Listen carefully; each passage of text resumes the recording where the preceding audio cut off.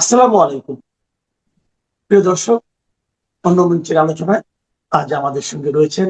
আজ আমরা এমন একজন মানুষকে নিয়ে কথা বলবো যাকে নিয়ে পুরো পৃথিবী এখন দুই ভাগে ভাগ হয়ে গেছে। একদল বলছে তিনি আমেরিকার ইতিহাসের সবচেয়ে শক্তিশালী প্রেসিডেন্ট, আর অন্য দল বলছে তিনি একজন উন্মাদ। আমরা কথা বলছি ডোনাল্ড ট্রাম্পকে নিয়ে। সম্প্রতি ট্রাম্পের কিছু কর্মকাণ্ড বিশ্ব রাজনীতিতে একেবারে ঝোড়ো হাওয়া বইয়ে দিয়েছে। কখনো তিনি সাংবাদিকদের বলছেন যে কোনো নোংরা বিষয়ে তাকে প্রশ্ন করতে, কখনো আবার হুট করে ঘোষণা করছেন কিউবা দখল করবেন, ইরানের খার্ক দ্বীপ দখল করবেন। কিন্তু প্রশ্ন হলো, ট্রাম্প কি আসলে নিয়ন্ত্রণ হারিয়েছেন, নাকি এই পাগলামির আড়ালে লুকিয়ে আছে কোনো গভীর ব্যবসায়িক চাল? আজকের এই বিশেষ আলোচনায় আমরা ডিকোড করব ট্রাম্পের তথাকথিত পাগলাটে থিওরি বা ম্যাডম্যান থিওরি। আমরা বোঝার চেষ্টা করব কেন আমেরিকার রাস্তায় আজ কোটি মানুষ নো কিং স্লোগান দিচ্ছে, এবং কেন ইরান বা কিউবার মতো দেশগুলো ট্রাম্পের এই বুলিং বা দাদাগিরিকে আর ভয় পাচ্ছে না। প্রথমে শুরু করি ট্রাম্পের শেয়ানা পাগলামি এবং অসংলগ্ন আচরণ নিয়ে। ট্রাম্পের সাম্প্রতিক কিছু সভার কথা ভাবুন। ফ্লোরিডায় এক ইনভেস্টমেন্ট সামিটে তিনি সাংবাদিকদের বললেন, আপনারা চাইলে আমাকে যৌনতা বা সেক্স নিয়েও প্রশ্ন করতে পারেন, আমি জবাব দেব। ভাবুন তো, বিশ্বের সবচেয়ে ক্ষমতাধর রাষ্ট্রের প্রেসিডেন্টের মুখে এই কথা কতটা মানানসই। শুধু তাই নয়, তিনি সৌদি আরবের ক্রাউন প্রিন্সকে নিয়ে অত্যন্ত কুরুচিপূর্ণ মন্তব্য করেছেন। তিনি সৌদি আরবের ক্রাউন প্রিন্স সুন্দরী নারীদের সঙ্গে নিয়ে আয়েশ করেন, অথচ এই সৌদি আরবই তাকে কয়েক বিলিয়ন ডলারের বিনিয়োগ দিয়েছিল। আমাদের এক বন্ধু খুব চমৎকার একটি কথা বলেছেন, ট্রাম্প শুধু শিয়ানা পাগল নন, তিনি একজন নোংরা মানুষও। কিন্তু কেন তিনি এমন করছেন? এখানেই আসে ট্রাম্পের ব্যবসায়িক বুদ্ধি। ট্রাম্প মূলত একজন ট্রানজ্যাকশনাল লিডার। তিনি রাজনীতিকে দেখেন লাভের খাতা হিসেবে। তিনি জানেন মিডিয়ায় যত বেশি বিতর্ক তৈরি হবে, সাধারণ মানুষের নজর তত বেশি তার ওপর থাকবে। তিনি চান বিশ্ব তাকে একজন অপ্রত্যাশিত, যাকে প্রেডিক্ট করা যায় না, আনপ্রেডিক্টেবল মানুষ হিসেবে চিনুক, যাতে তার প্রতিপক্ষ যারা, তারা সবসময় আতঙ্কে থাকে যে ট্রাম্প কখন কি করে বসেন। এটা ট্রাম্পের আর্ট অফ দ্য ডিল এবং রণকৌশল। ট্রাম্প একটি বই লিখেছেন, তিনি অনেক বই লিখেছেন ব্যবসাপাতি নিয়ে। ট্রাম্পের বিখ্যাত বই হচ্ছে the art of the deal.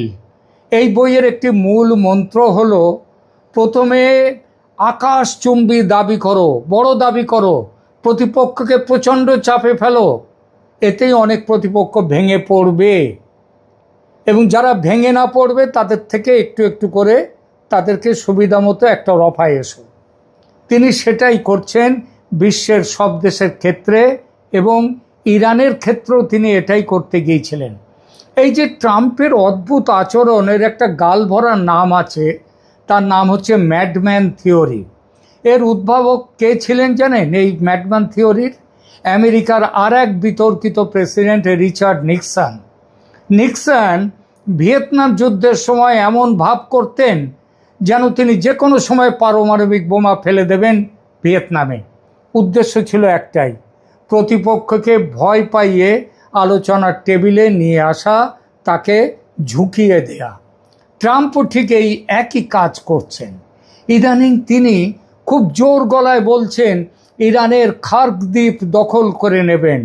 কিন্তু একটু ঠান্ডা মাথায় ভেবে দেখুন তো, এটা কি আদৌ সম্ভব? খার্ক দ্বীপ হলো ইরানের অর্থনীতির প্রাণকেন্দ্র। যেখান থেকে তাদের 90 থেকে 94% তেল রপ্তানি হয়। এই মাসে, গত মাসেই ইরানের এই খার্কদ্বীপ থেকে 94% তেল রপ্তানি হয়েছে।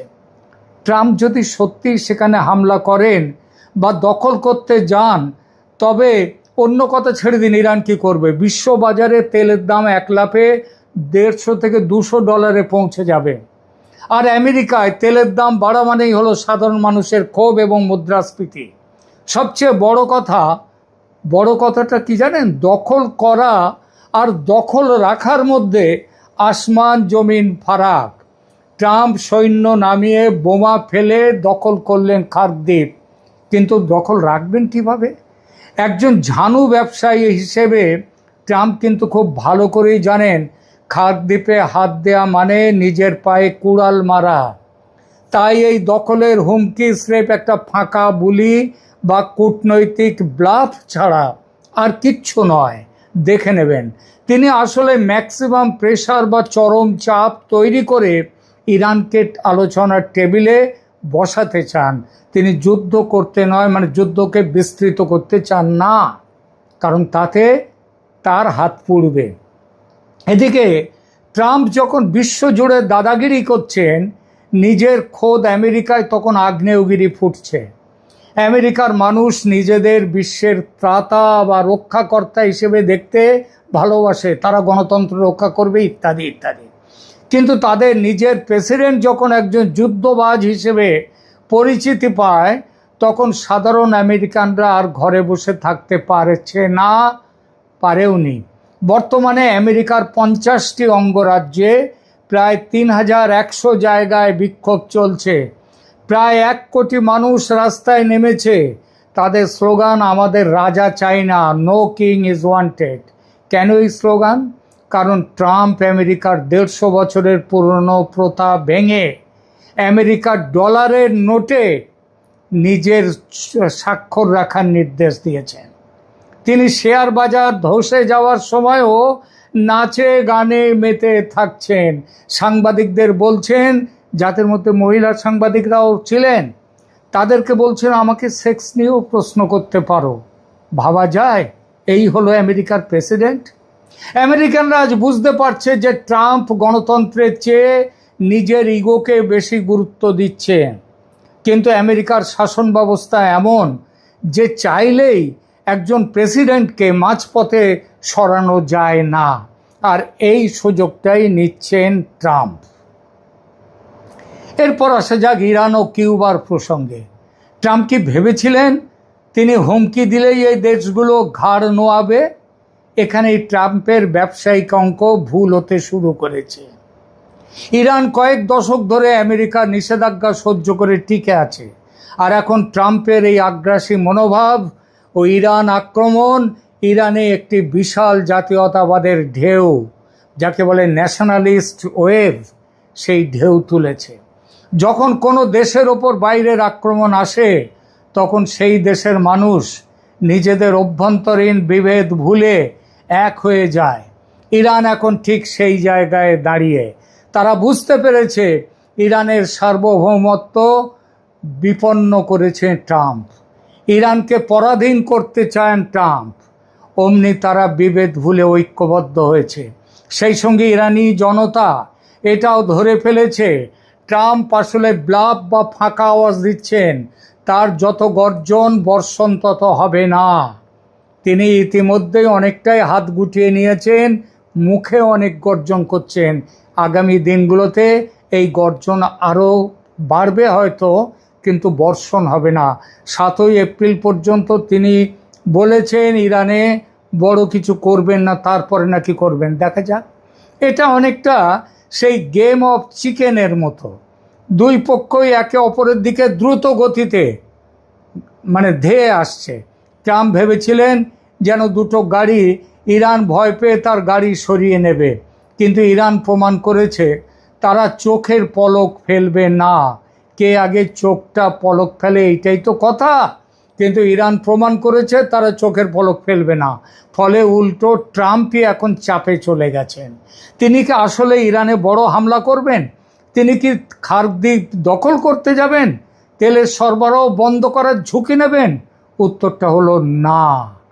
তিনি এখন খুঁজছেন একটি গ্রেসফুল এক্সিট বা সম্মানজনকভাবে পিছু হটার রাস্তা। আলোচনার শেষে আমরা একটা বিষয়ে একমত হতে পারি, ডোনাল্ড ট্রাম্প কোনো সাধারণ রাজনৈতিক ব্যক্তিত্ব নন। তিনি একজন ঝানু ব্যবসায়ী, যিনি রাজনীতিকে একটা মার্কেটিং টুল হিসেবে ব্যবহার করছেন। তিনি নোংরা ভাষা ব্যবহার করেন, মিত্রদের অপমান করেন, পৃথিবীকে যুদ্ধের দ্বার প্রান্তে নিয়ে যান। সবই তার শেয়ানা পাগলামির অংশ, কিন্তু আদতে তিনি পাগল নন। তবে ভয়ের জায়গা একটা আছে। সেই জায়গাটা হলো, এই ধরনের পাগলামি সবসময় সফল হয় না। ইতিহাস সাক্ষী, অনেক সময় ছোট কোনো ভুল বোঝাবুঝি বা ইগোর লড়াই থেকে বড় বড় যুদ্ধ শুরু হয়ে গেছে।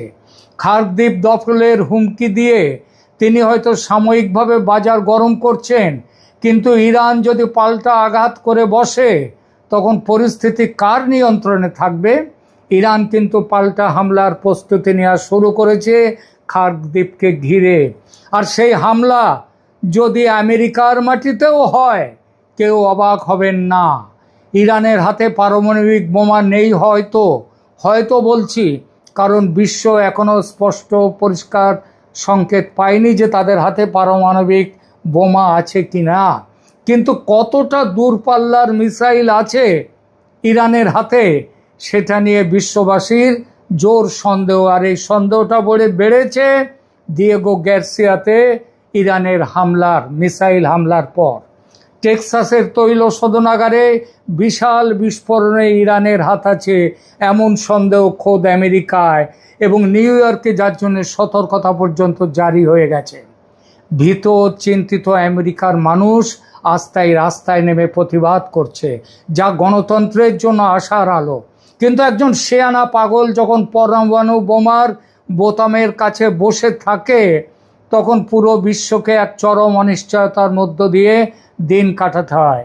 প্রিয় দর্শক, আপনারা কি মনে করেন, ট্রাম্পের এই খার্কিভ দখলের হুমকি কি আসলে কোনো বড় যুদ্ধের পূর্বাভাস, নাকি স্রেফ আলোচনার টেবিলে সুবিধা পাওয়ার চাল?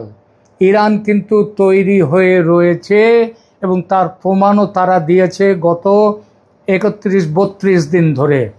সুতরাং ইরান কি পারবে ট্রাম্পের এই বুলিং কৌশলকে রুখে দিতে? নিশ্চিতভাবেই ট্রাম্পের সব জারি-জুরি শেষ করে দেবে এবার ইরান। বড় শক্ত জায়গায় হাত দিয়ে ফেলেছে ইরান। আপনাদের মতামত? বড় শক্ত জায়গায় হাত দিয়ে ফেলেছে ট্রাম্প সাহেব।